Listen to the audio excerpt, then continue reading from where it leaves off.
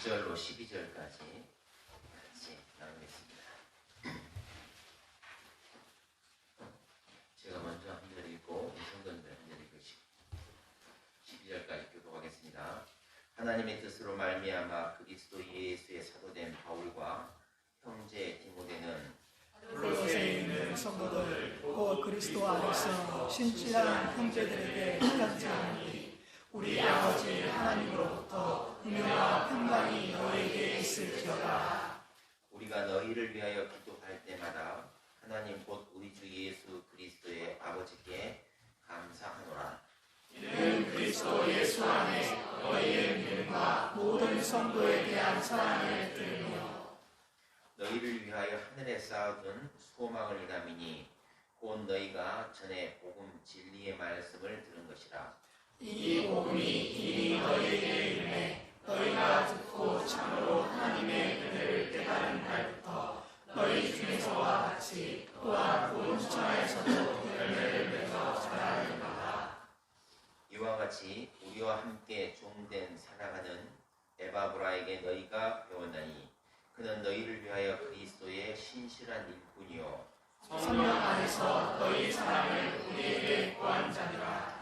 이로써 우리도 듣던 날부터 너희를 위하여 기도하기를 그치지 아니하고 구하노니 너희로 하여금 모든 신령한 지혜와 총명의 하나님의 뜻을 아는 것으로 채우게 하시고 주께 마땅히 행하여 범사에 기쁘시게 하고 모든 선한 일에 열매를 맺게 하시며 하나님을 아는 것에 자라게 하시고 그 영광의 힘을 쫓아 모든 능력으로 능하게 하시며 기쁨으로 모든 견딤과 오래 참음에 이르게 하시고 우리로 하여금 이 가운데서 성도의 기업에 구분을 얻기에 합당하게 하신 아버지께 감사하게 하시기를 원하노라.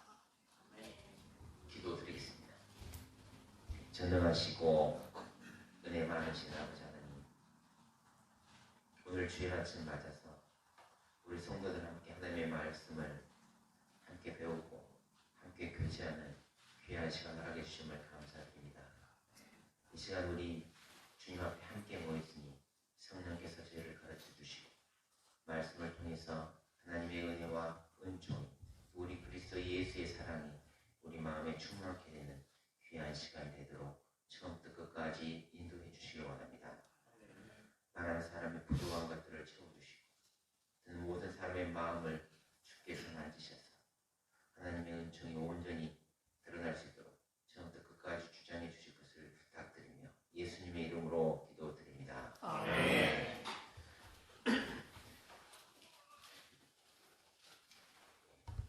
시간을 조금 여유 있게 기차를 끊었더니 딱 맞춰 도착했습니다. 다음번엔 좀 더 빨리 와보도록 하겠습니다. 양해해 주시고 보니까 그 새해 처음으로 외국에서 온 설교 맞죠? 네, 그런 것 같습니다.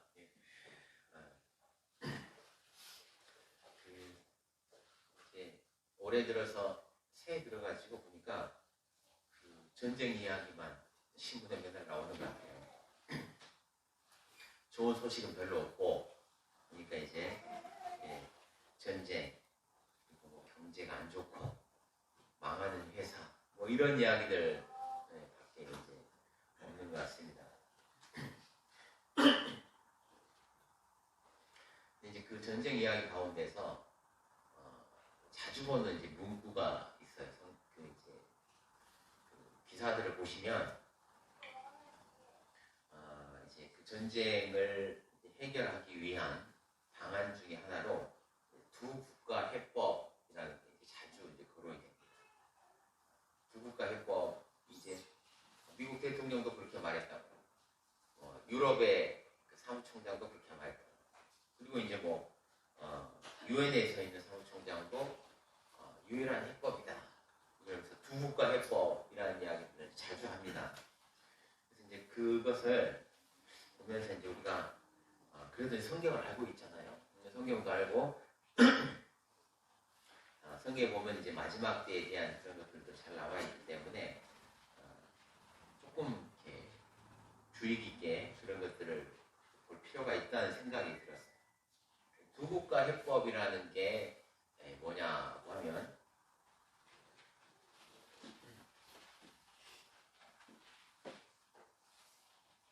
지금 이제 싸우고 있는 사람들 이스라엘이죠. 지구가 이렇게 생겼습니다. 이렇게 생겼는데 여기가 요단강, 요단. 여기가 동쪽이고 여기가 서쪽이죠. 여기를 뭐라고 그러냐? 요단강 서안이다. 그렇게 이야기하고 영어로 이렇게 말하면 웨스트 뱅크 이렇게 이제 이야기하죠. 여기하고 이 밑에 지금 하마스가 싸우고 있는 데가 이게 가자 지구죠. 옛날 팔레스타인 사람들이 가던 지역, 성경에 나오는 그 팔레스타인 블레셋이 거하던 지역. 그리고 이 밑에 쪽이 이제 시나이 반도 이렇게 있고 그 위에 쪽은 골란 이렇게 이야기들이 나옵니다. 근데 이제 이스라엘이 독립하고 나서 48년도에 독립하고 나서 3차 중동 전쟁이 벌어졌는데 그때 3차 중동 전쟁 때 이 지금 이 서안 지구 그리고 가자 지구 그리고 시나이 반도 그리고 이 골란 고원을 다 뺏었어요. 이스라엘. 그리고 나서 이제 협상을 할 때 얘들을 돌려준 거예요. 시나이 반도는 돌려줬어요. 그리고 골란 고원도 중요 요충지를 빼놓고는 다 나눠냈어요. 그러면서 이제 평화롭게 좀 살아보자. 이런 식으로 이제 이야기들을 쭉 했는데 안 돌려준 데가 어디냐? 그러면 이 요단강 서안, 웨스트뱅크는 안 돌려줬어요. 가자 지구도 안 돌려줬어요. 왜냐면 여기는 원래 조상들이 살던 이스라엘 땅이잖아요. 그래서 이제 계속 전쟁을 하니까 어떻게 하면 될까 이렇게 하다가 1993년도에 빌 클린턴 대통령을 아마 기억하실 겁니다. 그 대통령하고 피엘로 아라파트 의장하고 그리고 이제 이스라엘의 이차크 라빈 총리하고 모여가지고 협상을 했어요. 어떻게 협상을 했냐? 이 땅을 돌려주고 이 땅도 돌려주고 그래서 68년 그 3차 중동 전쟁이 일어나기 전 이쪽에는 이스라엘 살고 이쪽에는 팔레스타인이 각각 국가를 건설해 가지고 평화롭게 살자. 여기가 지금 여태까지 점령을 했으니까 옛날 그러니까 68년 3차 중동 전쟁 이전으로 돌아가라. 여기를 내놓고 그리고 평화롭게 두 개의 국가를 건설하자는 것이 두 국가 해법이에요. 그래가지고 이 가자 지구에서 일부 철수를 했어요. 그리고 이 서안 지구에 온 사람들 거기에다 유대인들이 서안 지구를 점령만 한 것이 아니라 가가지고 자기 집을 지었어요. 촌락을 구성했는데 그걸 뭐라고 그러면 정착촌이라고 해요. 수십만 명이 거기 들어가가지고 자기 마을들을 구성하는 거예요. 그걸 다 빼라고 그러는데 못하는 거예요. 그래서 총리가 이차크 라빈 총리가 저렇게 협상을 딱 맺고 오니까 이스라엘 사람이 유대인들이 가가지고 총리를 총으로 쏴가지고 암살을 했어요.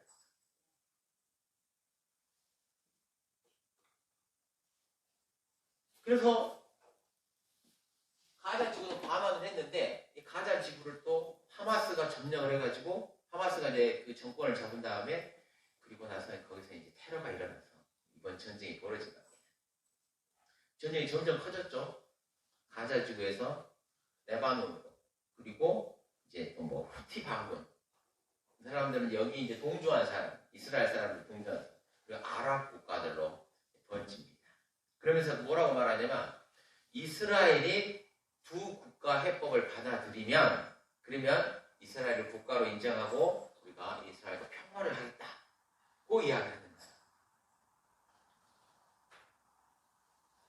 근데 그 두 국가 해법의 핵심이 뭐냐? 핵심이 뭐냐면은 여기에 이스라엘의 수도 그리고 아랍의 수도이기도 한 팔레스타인의 수도이기도 한 예루살렘이 들어있는데 그 예루살렘에 성전이 있어요. 예루살렘을 누가 통치하고 예루살렘은 누구의 나라인가 그것을 정하기로 되어 있는 거예요.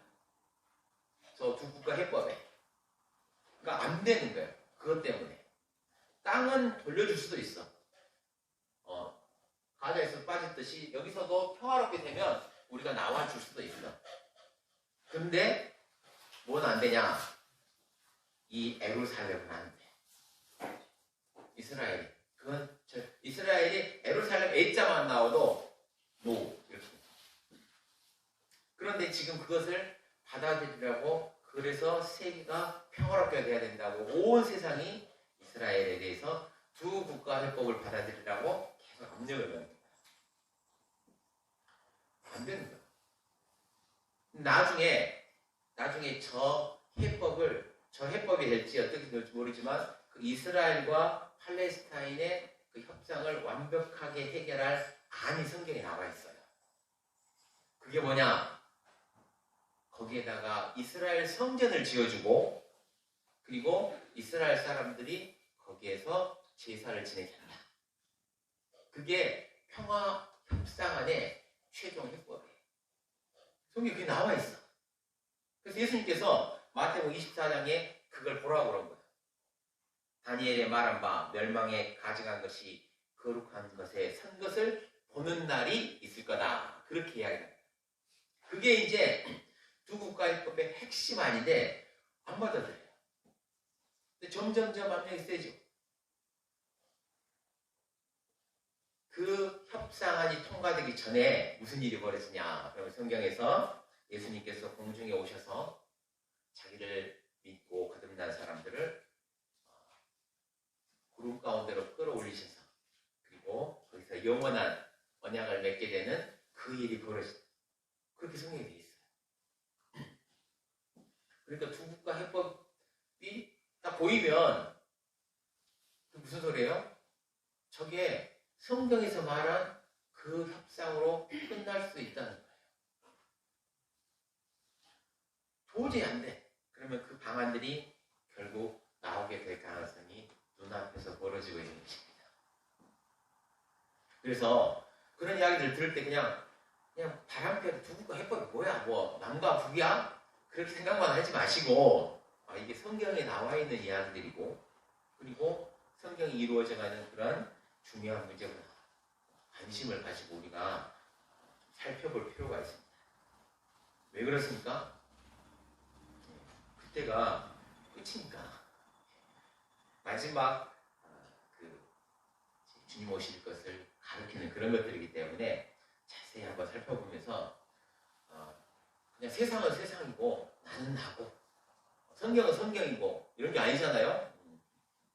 주의 깊게 우리 주님 오시는 날들을 살펴볼 필요가 있다. 그런 생각이 듭니다. 어쨌든 계속 이제 전쟁 이야기만 나와가지고 그래서 일단 말씀드렸습니다.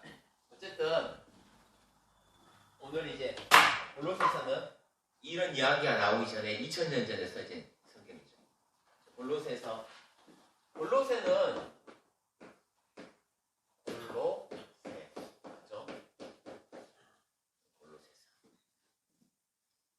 우리가 오늘 이제 보게 되는 이제 골로새는 그럼 이건 또 어디냐? 이건 여기는 이번에 그 성지순례 다녀오신 분 계십니까? 터키라는 데를 갔었나 봐요. 갔다 오신 분들이. 그러니까 터키가 어떻게 생겼냐면은 이렇게 이제 지중해가 있으면 나라가 옆으로 누워 있는 것처럼 생겼어요. 우리나라가 옆으로 누워 있는 것처럼.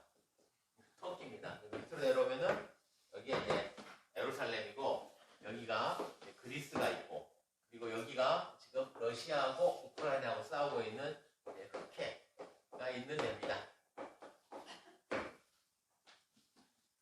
이 터키 지역을 성경에서 옛날 지명, 우리나라 마한, 진안, 변화 뭐 이런 거 있잖아요. 이런 지명으로 쓰면 어떻게 되냐면은 왼쪽이 아시아, 가운데가 갈라디아. 갈라디아에서 나오죠, 성경. 그리고 오른쪽을 뭐라고 그러냐? 갑바도기아. 이렇게 말합니다.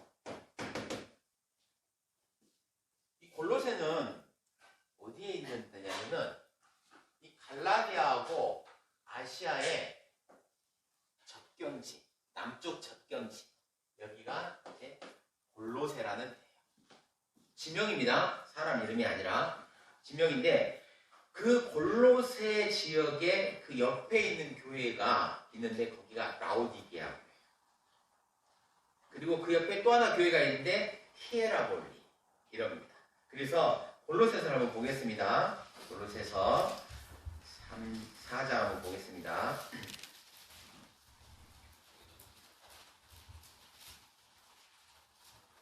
13절. 그가 너희와 라오디게아에 있는 자들과 나오죠. 그리고 히에라볼리에 있는 자들을 위하여 많이 수고한 것을 내가 증거하노라. 그러니까 골로새는 이 바로 옆에 있는 삼각도를 쪽, 여기서 나주 이 정도 그렇게 가까운 교회, 그런 골로새가 있고 히에라볼리가 있고, 그리고 이제 여기서 나오는 이제 우리가 알고 있는 라오디게아, 이렇게 이제 세 개 교회들이 모여 있는데요. 이 접경 지역인데 바울이 말입니다. 이 아시아에서 제일 먼저 복음을 전했어요. 이 갑바도기아 밑에를 뭐라고 그러냐 그러면은 바울이 있었던 길리기아라. 그리고 그 옆에가 안디오게. 여기서 복음을 전했는데 1차 전도여행 때는 이렇게 갔어요. 2차 전도여행 때는 이렇게 가가지고 이렇게 갔어요. 3차 전도여행 때는 갔다가 여기에 있다가 돌아왔어요. 에베소 돌아왔단 말이에요. 그러니까 여기는 어디냐? 한 번도 가본 적이 없어요. 바울이 복음을 전한 데가 아니에요. 바울은 여기를 그냥 스쳐 지나갔던 도시입니다. 그런데 이 골로새에서 무슨 일이 있었냐? 이 아시아에 있는 에베소에서 복음을 한참 전했는데 엄청나게 전했어요. 성경에 보면은 에베소에서 복음을 전할 때 그 사람들이 자기들이 가지고 있는 마술책, 그걸 갖다가 불태웠는데 은 5만 이렇게 나옵니다.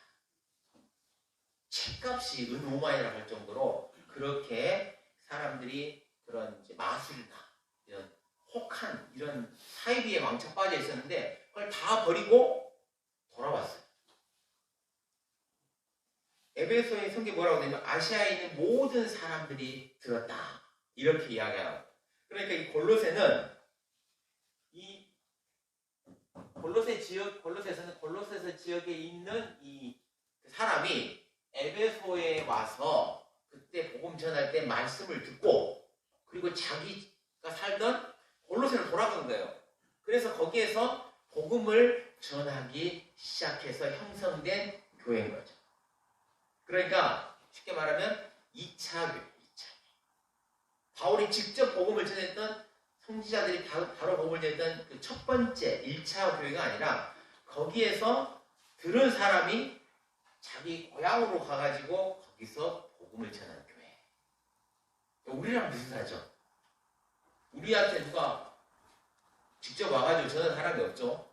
그때 가서 들었던 사람들이 와가지고 우리에게 복음을 전했다. 그런 형태로 된 교회다. 그게 이제 골로새 교회다. 이렇게 이해하시면 되겠습니다. 그 전했던 사람 이름이 누구냐? 그러면 그 사람이 바로 에바브라예요. 그 7절에 나오죠. 이와 같이 1장 7절입니다. 이와 같이 우리와 함께 중된 사랑하는 에바브라가 나오죠. 이 에바브라가 복음을 전했던 사람이니까 말씀을 듣고 와가지고. 이 에바브라는 에바브로디도라는 사람이 있어요. 들어보셨죠? 에바브로디도하고는 다른 사람이에요. 그리고 디도하고도 다른 사람. 어떻게 생각하시는 분들이냐면 에바브로디도를 줄이면 에바브라가 되고 더 줄이면 디도가 된다. 이렇게 이제 생각하시는 분들이 있는데 그게 아닙니다. 에바브로디도는 이름이 다르잖아요. 브라디도가 아니라 에바브로디도니까. 브로디도는 이 사람은 빌립보에서 온 사람이에요. 교회가 달라 출신이. 빌립보는 여기 있는 거예요. 여기. 에바브라는 여기에 온 사람. 디도는 더 저쪽에 있는 사람. 찰나입니다. 그렇습니다. 자, 그래서 다른 거예요. 근데 좌우간 이 에바브라가 이제 그 세운 그런 교회인데 실제로 보면 이렇게 되어 있습니다. 이와 같이 우리와 함께 종된 사랑하는 에바브라에게 너희가 배웠나니 그는 너희를 위하여 그리스도의 신실한 일꾼이요 성령 안에서 너희 사랑을 우리에게 고한 자니라. 이렇게 돼 있잖아요. 에바브라에게 너희가 배웠어. 그리고 그 사람이 지금 성령 안에서 너희의 사랑을 우리에게 고했다. 그러니까 바울은 허심만 뭐 바람결에 들었을 수 있는데 이 골로새하고는 안면이 없는 안면이. 그런데 그 에바브라가 그 거기에서 이제 온 거예요. 골로새에서 어디로 왔냐? 그러면 여기 가면은 또 뭐가 있습니까?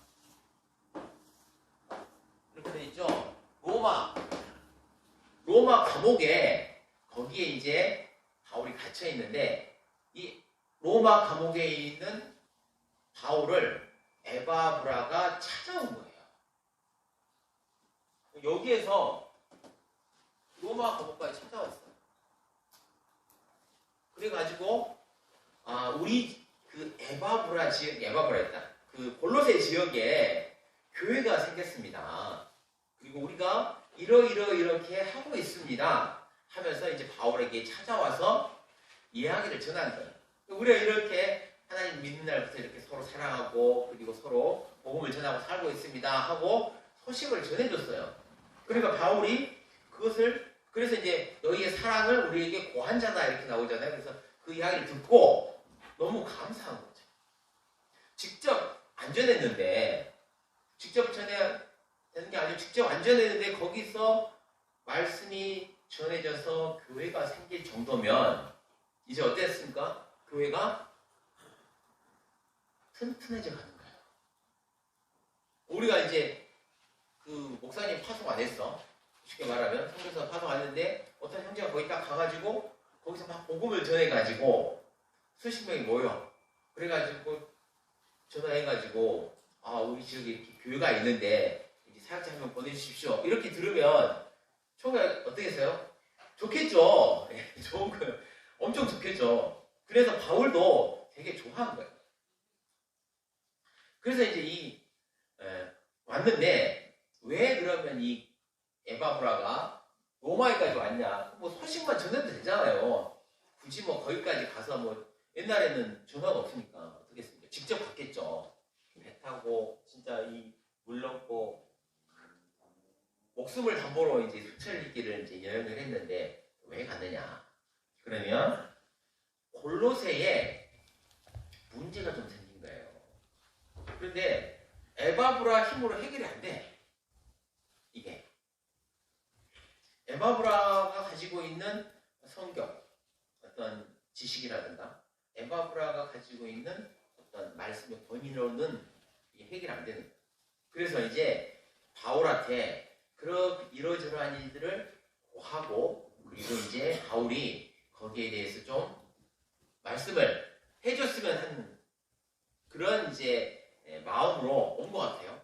그래서 이제 바울이 그 이야기를 듣고 편지를 쓴 겁니다. 그게 이제 골로새. 편지를 썼는데 누구 앞으로 편지를 썼냐 그러면 편지를 썼으면 요즘은 이제 인터넷으로 딱 쓰면 바로 이메일로 가잖아요. 근데 옛날에도 그렇다고 생각하시는 분들이 가끔 있는 것 같아요. 안 그랬어요. 옛날에는 편지를 들고 가야 돼요. 그러니까 들고 갈 사람이 필요한 거죠. 바울은 감옥에 갇혀 있으니까. 그래서 누구를 보냈냐? 그러면 4장 보겠습니다. 4장 7절.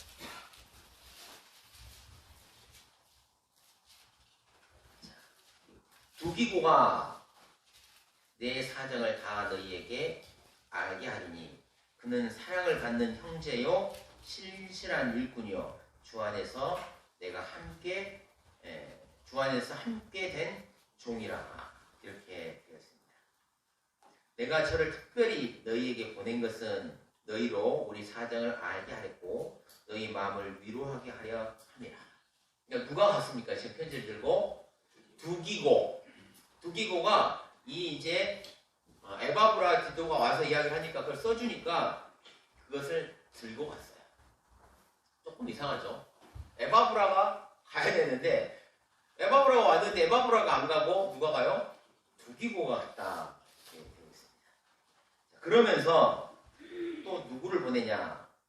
9절 신실하고 사랑을 받는 형제 오네시모를 함께 보낸다. 이렇게 되어 있잖아요. 바울이 여기에서 누구를 두기고를 보내고 또 누구를 보냈습니까? 오네시모. 근데 오네시모가 누구냐? 그러면 빌레몬에서 나온 사람이에요. 빌레몬. 그러니까 빌레몬 집에서 도망 나와가지고 로마 감옥에서 거듭난 그 사람을 내가 함께 보낸다라고 돼 있는 거예요. 골로새로. 이 말은 무슨 말이냐? 빌레몬이 골로새 사람이에요. 빌레몬이 그래서 오네시모를 보냈어요. 여기 이제 이쪽으로 보내면서 오네시모가 누구라고 그랬습니까? 빌레몬한테서 도망 나온 사람이라고 했잖아요.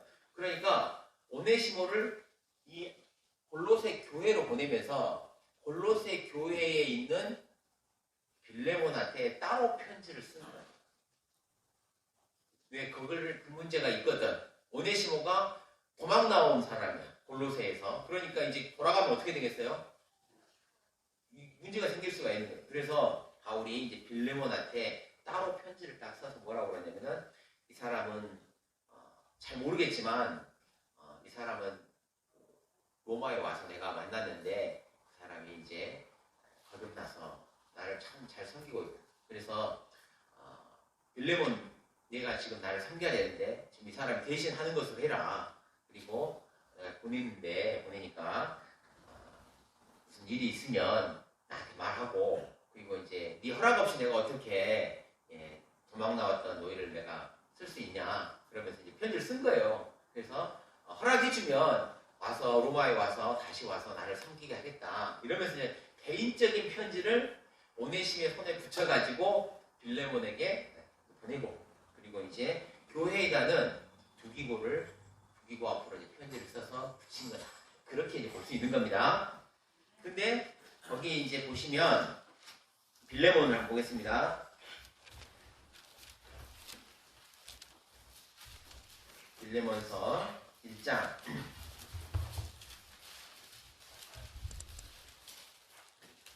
23절에 이렇게 써져 있어요. 그리고 빌레몬서 찾기 쉽지 않죠. 한 장짜리라 351페이지입니다. 그리스도 예수 안에서 나와 함께 하신 자 누굽니까? 에바브라와 또한 나의 동역자 마가 아리스다고 데마 누가가 문안하니라.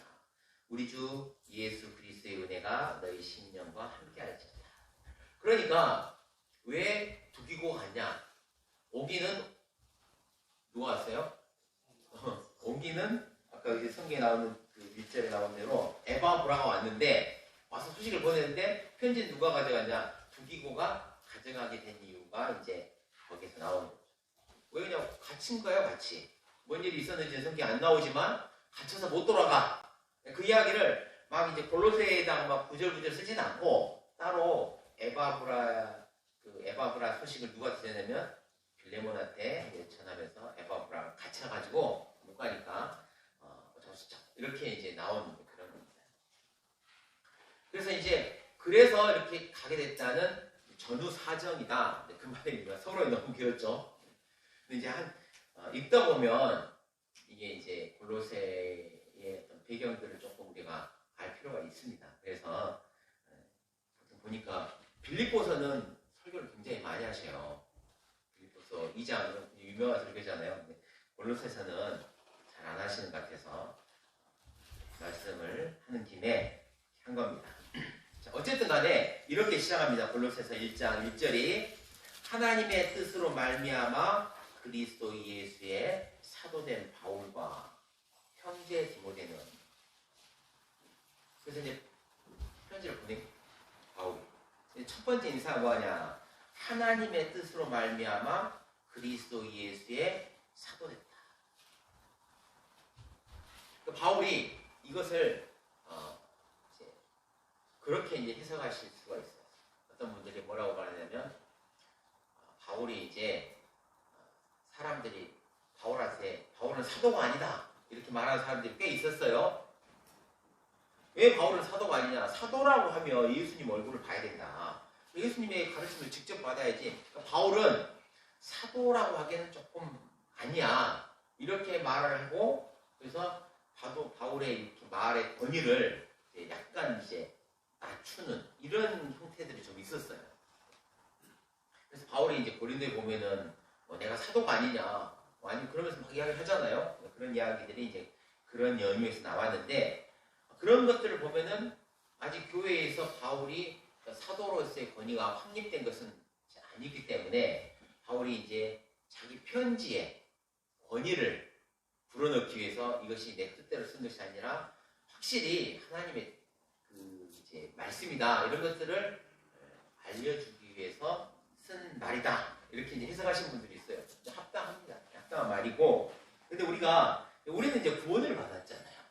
구원을 받았으면은 그거보다는 조금 더 한 걸음 들어가서 말씀을 볼 수 있을 텐데, 그게 뭐냐면 하나님의 뜻으로 말미암아 그리스도 예수의 사도가 됐다.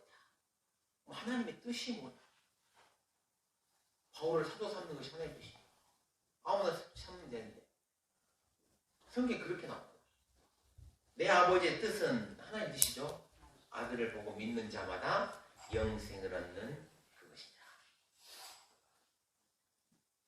하나님의 뜻은 자꾸 하나님의 뜻을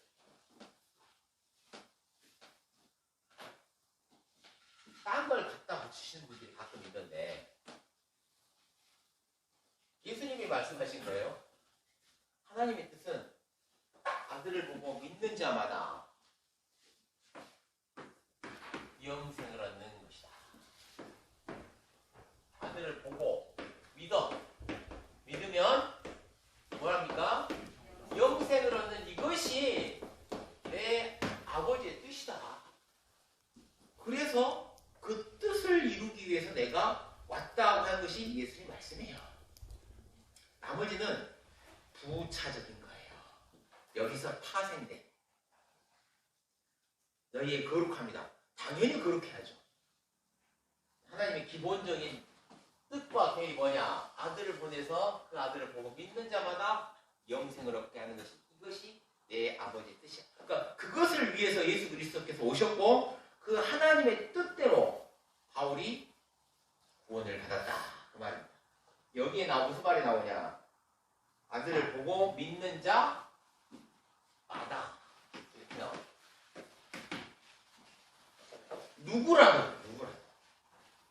누구라도 예수 그리스도를 믿으면 천국에 갈 수 있다. 영생을 얻는다 그겁니다. 그러니까 그게 무슨 말을 포함하고 있냐? 어떤 나쁜 사람이라도, 어떤 죄인이라도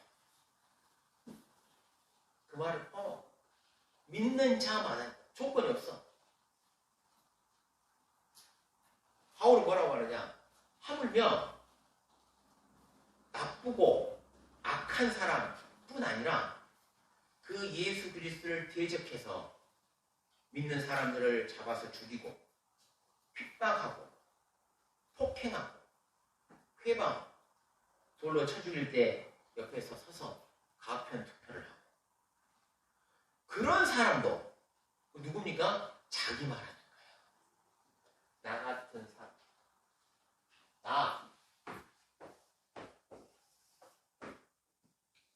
나 같은 사람도 구원을 받아서 하나님 자녀가 되고 그 복음을 전할 수 있도록 허락하신 그 하나님의 뜻을 따라서 내가 지금 말씀을 듣고 거듭나서 지금 하나님께 너희 이 편지를 쓰는 사람이다.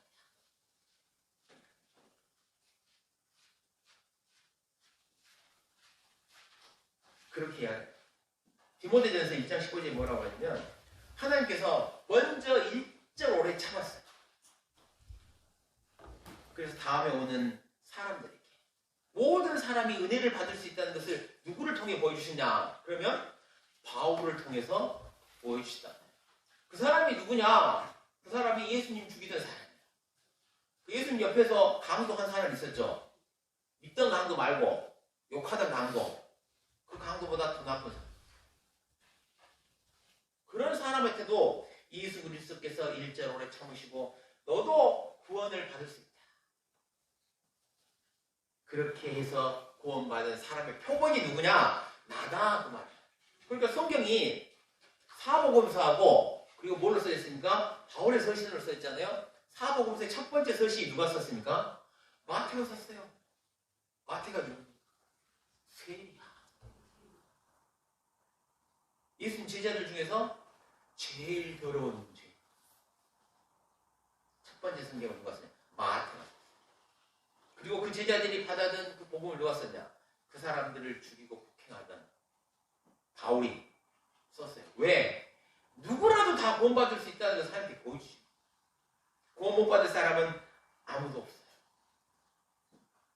저 사람은 강팍해서 안 될 것 같아. 그런 사람이 있겠어요? 없겠어요? 없어. 바울만큼 강팍한 사람이 있겠어요? 없어. 그래서 그 뜻대로 내가 지금 복을 받아서 너에게 편지를 쓰는데, 자, 이렇게 말합니다. 3절. 우리가 너희를 위하여 기도할 때마다 하나님 곧 우리 주 예수 그리스도의 아버지께 감사하는 것이다. 내가 전했던, 우리를 통해서 전해졌던, 그리고 내가 고생하면서 어쨌든 하나님의 뜻으로 말하면 우리가 가서 복음 전하라고 그래가지고 가서 복음 전했는데, 거기 이제 에베소에 가가지고 전했는데, 그때 그 사람들만 구원받은 것이 아니라 통해서 이 복음이 뻗쳐나가고 있고 거기서 복음이 전해지고 있다는 소식을 들었으니 기쁘겠죠. 그래서 이제 지금 기도할 때마다 바울이 이제 감옥에 앉아서 감사 기도를 하고 있다. 그렇게 이야기를 하는 겁니다. 자, 또 보겠습니다. 이는 그리스도 예수 안에 너희의 믿음과 모든 성도에 대한 사랑을 어쨌습니까? 이 사람들이 구원받고 나서 예수에 대한 믿음이 다 예수 그리스도를 믿고 그리고 어땠습니까? 모든 성도에 대한 사랑을 들었어요. 성도들을 사랑하고 있구나. 그리고 또 어쨌습니까? 너희를 위하여 하늘에 쌓아둔 소망을. 이분들에게 이 골로새 사람들에게 뭐가 생겼단 말이에요? 믿음, 소망, 사랑이 생겼다 그 말이잖아요.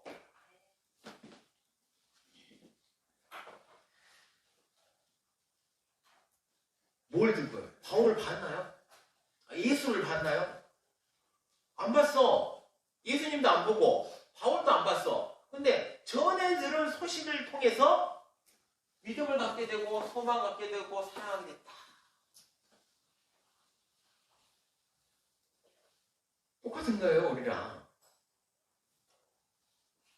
예수님을 본 적도 하나님이 하늘에서 짠 하고 나타난 적도 그런 적도 없고 바울을 본 적도 없고 전에 들은 소식 그것이 무엇이길래 이 사람들로 하여금 마음에 믿음을 갖게 하고 그 사람들의 마음에 천성을 바라보는 소망을 갖게 하고 그리고 서로 사랑을 했는가?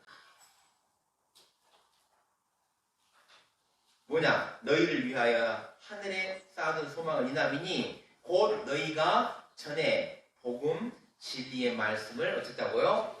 들은 것이다. 여기 써져있네. 복음 진리의 말씀을 들었는데 그 들은 걸로 말미암아서 이렇게 됐다는 거예요. 아니, 그게 뭐길래 도대체? 뭐길래 그 진리의 말씀, 복음이 뭐길래 그런 일들이 그 사람들의 마음에서 벌어지고 그 사람들이 교회를 형성하고 그리고 누가 뭐라 하는 사람이 없는데 모여서 같이 이것을 하고 있느냐? 복음 진리의 말씀. 얼마나 좋은 소식이기에, 얼마나 진실한 것이 그랬나. 요 며칠요 신문에 보니까 태어난 인구가 20만 정도예요. 20만 정도 되는 것 같아요. 1년에. 그런데 작년에 우리나라에서 돌아가신 분이 30만 명 좀 넘었습니다. 많이 돌아가시는 거예요. 그래서 그런지 몰라도 지난주 한 일주일 동안 제가 아시는 그냥 3분 정도 돌아가셨어요. 그러니까 상가집에 갔다가 하루 쉬었다가 그 다음에 상가집 또 가고 하루 쉬었다가 상가집을 또 간 거예요.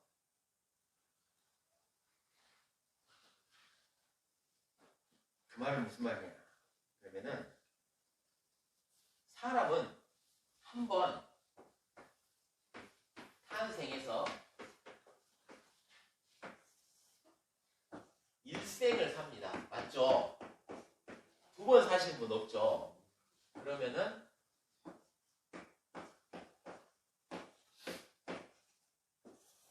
다 죽는다는 거예요. 다 죽어. 그리고 죽고 나면 성경이 뭐라고 말씀하시냐? 한 번 죽는 것은 사람에게 뭐합니까? 정하신 것이고 그 후에는 심판이 있다.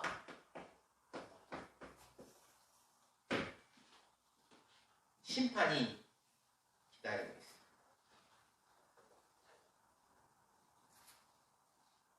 그래서 지혜로운 사람은 마음이 어디가 있냐? 상가집에 가 있어요. 사람이 이렇게 다 죽는데 이게 끝일까? 내 인생은 이렇게 그냥 끝나면 늙어서 죽고 끝나면 마는 것인가? 우리 인생은 그런 것인가? 그런 것을 마음에서 생각해요. 근데요, 어리석은 마음이 어디 있습니까? 잔치집에 있어요. 먹고 노는 것에 모든 마음이 거기가 있어요. 어떻게 하면 좀 더 재밌게 놀까? 어떻게 하면 좀 더 재밌게 놀면 되겠어요? 좀 더 맛있는 거 먹고, 좀 더 비싼 데 가서, 좀 더 좋은 데서 누워서 자고, 남들 안 보는 거 보면서. 그러면 뭐가 필요합니까? 돈이 필요해. 그러니까 어떻게 하면은 돈을 좀 벌어볼까? 그것만 머릿속에 있어요. 그게 그 사람. 그래서 그걸 어떻게 하면 많은 사람이 내가 이렇게 재밌게 살고 있는 것을 알게 하고 사진 딱 찍어가지고 어떻게 해요? 인스타에 그거 딱 보면서 남들은 다 이렇게 사는데 나는 왜 이 모양 이 꼴인가? 머릿속에 그거밖에 없어요. 그거밖에. 근데 중요한 것은 뭐냐? 그렇게 사는 것이 영원하지 않다는 거예요. 금방 죽음이요. 무슨 삶을 살았더니요 상관없습니다. 우리가 여러분이 세상 사람이 무슨 삶을 살았던 어떤 길을 거쳤던 다 그 자리에서 만나게 돼 있어요. 다 죽습니다.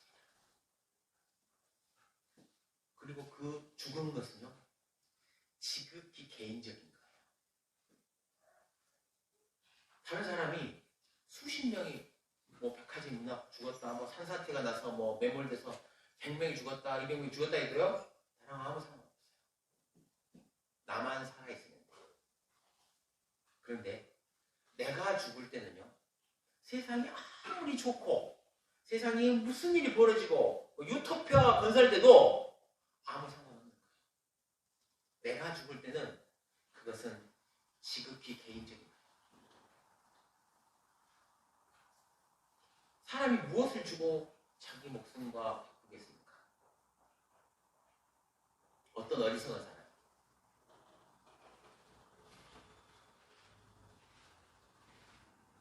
그래서 죽는 순간을 생각을 해보면 아무도 그 일에 같이 해줄 수가 없어요. 누가 나를 그 길에 같이 갈 수도 없고, 그리고 같이 가자고 부탁할 수도 없어요.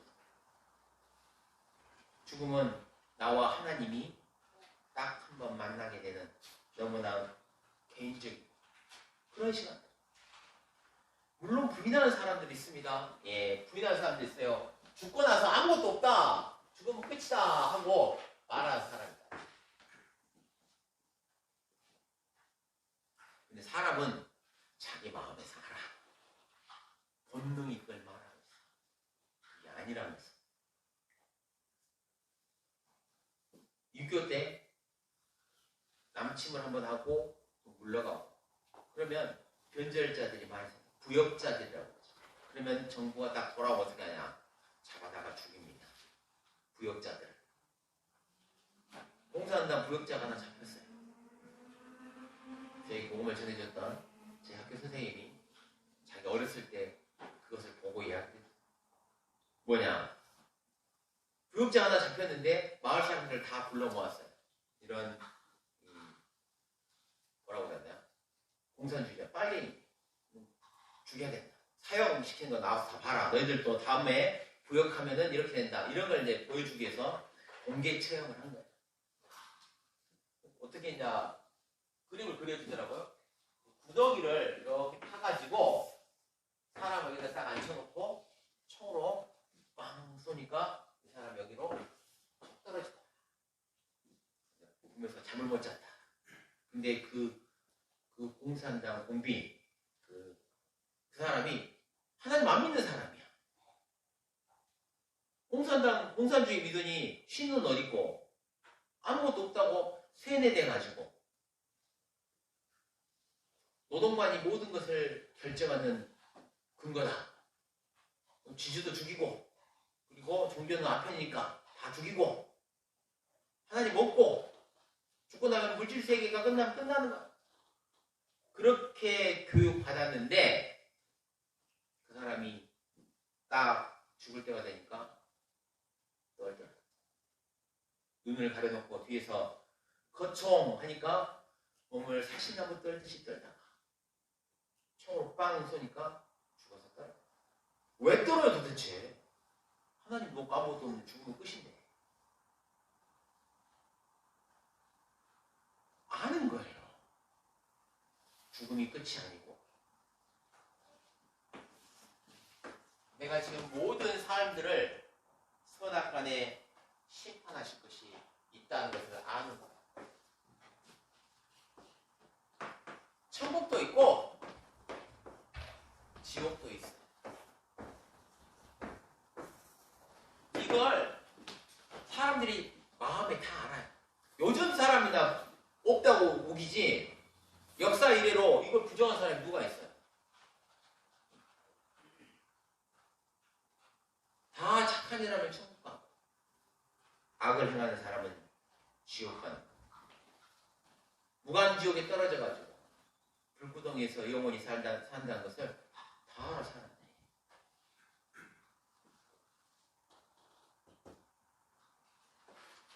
여기는 누가 갑니까? 여기는 나쁜 사람 아니죠? 누가 합니까? 착한 사람.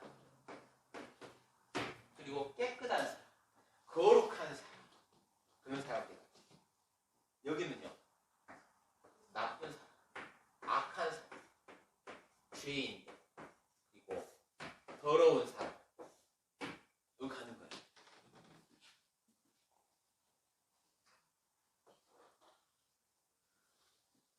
이런 사람들은 여기 가서 영원히 하나님의 진노 가운데서 불구덩이에서 타는 게 그게 하나님께서 정해놓으신 심판이에요.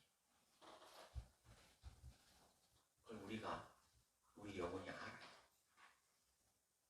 중요한 건 내가 어디에 어울리냐. 내가 여기에 어울리냐. 우리가 아니야.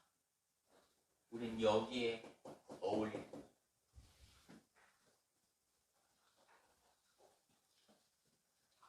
우리는 그게 운명이에요. 모든 사람의 운명은 그렇게 까불다가 죽어서 그리고 영원한 지옥으로 떨어져서 거기서 다시는 못 나와. 그걸 곰곰이 생각을 하잖아요. 그럼 미쳐야 되는 거예요, 사람이. 그 사람은 우울한 거예요. 그게 지혜로운 사람이에요. 그게 도대체 나는 이 죄를 어떻게 할까? 나는 여기서 어떻게 벗어날 수 있는? 아무리 봐도 방법이 하나도 없어. 그래서 죽을 운명을 기다려. 그것이 자기 운명이라는 것을 아는 사람들. 그 사람들에게 성경이 이렇게 말합니다. 로마서 1장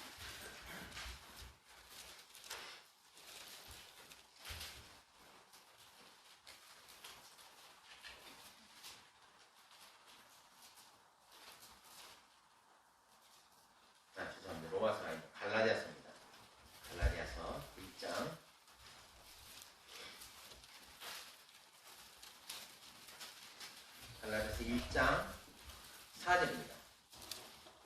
3절 우리 하나님 아버지와 주 예수 그리스도로 쫓아 은혜와 평강이 있기를 원하노라. 갈라디아서 1장 4절 읽겠습니다. 그리스도께서 하나님 곧 우리 아버지의 뜻을 따라 이 악한 세대에서 우리를 건지시려고 우리 죄를 위하여 자기 몸을 드리셨으니. 하나님의 뜻이라고 했죠. 이 하나님의 뜻을 따라서 하나님의 아들이 자기 몸을 드리셨다. 여기에서 우리를 건지려고 그렇게 계약을 하는 것입니다. 12월 24일 날 번교에서도 또 가셨나요? 이제 성탄 뭐 이런 성탄이라고 하면 좀 그렇고 뭐라고 그럽니까? 네, 찬양 예배. 그때요 서울에서 도봉구에 아파트들이 많거든요. 그래서 불이 났어요. 3층에서 불이 났는데 아마 실화로 담배 봉투 같은 거 뭐 어쨌는지 불이 났습니다. 한참 자고 있는데 불이 났는데 4층에 엄마하고 젊은 엄마 30살쯤 되는 그리고 32살쯤 되는 아빠 그리고 2살 난 애 그리고 7달 된 아이가 난단지 4층에 살고 있었어요. 그 불이 난 거야. 3층에서 불이 타오르는데 도망을 못 가. 그러니까 창밖으로 이제 스치오폴들을 쫙 던지라고. 그래서 이제 2살짜리를 던졌어요. 7달짜리는 던지지 못한 거예요. 그러니까 아빠가 안고 뛰어내렸어요. 뛰어내려서 얘는 살고 아버지는 이제 머리를 부딪혀가지고 죽은 거죠. 그런 일이 12월 24일에 있었습니다. 얘가 살았어요. 그 불에서 살았어. 산 이유는 뭐냐? 아무것도 없어요. 그냥 안고 대신 뛰어내린 아버지가 죽었기 때문에 그 애가 살았어요. 사람들이 막 말들이 되게 많았어요. 그거밖에 방법이 없었냐? 좀 더 생각해보면 좀 더 좋은 어쩌고저쩌고 기자가 그 다음에 그 불난자를 찾아가가지고 마음속에서 자기가 얼마나 어리석은 짓을 했는지 그렇게 이제 후회하는 그런 칼럼을 썼어요. 다른 방법이 없어요. 좀 더 고상한 방법이 있을 수도 있잖아요. 아니, 지옥 가는 사람 구해주는데 꼭 그렇게까지 해야 돼? 그거밖에 방법이 없어요. 성경에서 뭐라고 그러냐? 이 악한 세대에서 우리를 건지시려고 그리스도께서 자기 몸을 들이셨느냐. 그게 복음이에요. 그 소리가 죄로 말미암아 사는 이제 지옥 가는구나 라는 그 마음을 가지고 있는 사람들의 귀에 들린 거예요. 그 말씀이 들린 거야. 그래서 성경에서 뭐라고 하십니까? 복음에는 하나님의 의가 나타납니다. 그래서 믿음으로 믿음에 이르게 하는 거예요. 아무리 하나님 살아있다고 아무리 말하고요, 그 열심히 믿어도 복음이 들어오지 않잖아요. 그러면은 믿음이 안 생겨. 사람들 마음에. 그리스도께서 세상 죄를 위해서 자기 몸을 버리셨다는 그 소리가, 그 소식이요, 죄인들에게는 어떻게 들리냐? 내 죄를 사해 주셨구나. 이렇게 들리는 거예요. 그 마음에 그렇게 들려. 그리고 그분의 은혜가, 그분의 사랑이 내 마음 가운데서 탁 하고 믿어지는 거예요. 그걸 뭐라고 그러냐? 깨달았다, 이렇게 이야기하는 거예요. 맨날 듣던 이야기가 여기서 이렇게 안 지나가고 마음으로 그 겸손한 마음에, 그 통회하는 마음에 싹 스며듭니다. 그러면 그 말씀이 그 영혼에 그걸 거듭났다고 그러는 거예요. 거듭난 사람은 알아. 내가 그렇게 거듭난 걸 그 사람은 알아. 그분이 나를 사랑하셔서 나를 위해 죽으셨다는 것이 내 마음에 믿어지고 내 마음에 감사와, 그리고 그분의 얼굴을 다시 보고 싶은, 그분이 올 때까지 내가 기다려서 그분을 보고 싶다는 소망이 생기고, 그것을 같이 믿는 성도들을 사랑하는 마음이 그때 딱 생기는 거예요. 그걸 거듭났다고 그러고, 그것을 성령으로 인쳤다고 그러고, 그리고 그것을 하나님의 자녀가 됐다, 그렇게 이야기하는 겁니다. 갈라디아 사람들이, 골로새 사람들이 바울이 간 게 아니에요. 바울이 간 게 아니야. 그것을 가르쳐서, 이 이야기를 가르쳐서 복음이다, 그렇게 해요. 진리다. 성경에 뭐라고 하니까? 진리를 알지니 진리가 너희를 자유케 하리라. 죄에서 이것을 딱 믿는 순간, 이게 믿어지는 순간, 믿는 게 아니죠. 믿어지는 거죠. 딱 듣고 마음에 깨달은 날부터 너희 중에서와 같이 온 천하에서도 열매를 맺어 자라는 것이다. 6절 보겠습니다. 이 복음이 이미 너희에게 이름에 너희가 듣고 참으로 하나님의 은혜를 깨달은 날부터 너희 중에서와 같이 또한 온 천하에서도 열매를 맺어 자란다. 너희만 그런 게 아니라 온 천하가 다 똑같아. 복음이 딱 이르면 믿음 어디서 합니까? 믿음은 들음에서다. 들음은 그리스도의 말씀으로. 진리의 말씀. 이 말씀이 하나님 말씀이고, 이 말씀이 진리라는 것이 마음에 믿어진 사람들의 그 영혼에 이게 이 말씀의 복음이 딱 들어가요. 그래서